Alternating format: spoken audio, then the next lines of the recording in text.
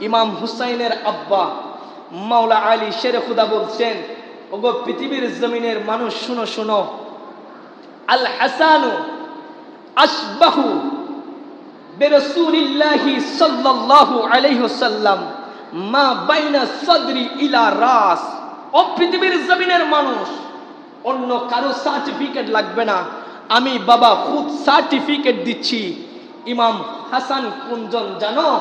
জিনার চুলের গুড়ারি থেকে এই বক্ষ পর্যন্ত যদি দেখো, সেটা হলো আমার নবী মুস্তাফা। জুড়ে বলেন সুবহান। চুলের গুড়ালি থেকে বক্ষ পর্যন্ত হুবহু শেকেলে মুস্তাফা।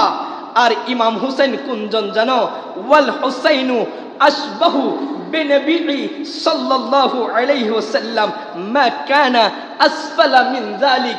ও পৃথিবীর জমিনের মানুষ, ইমাম হুসাইন কোনজন জানো? যে হুসাইনের বক্ষ থেকে পায়ের তালু পর্যন্ত আগা গুড়া শেকেলে মুস্তাফা। জুড়ে বলেন সুবহানাল্লাহ। কি মানি?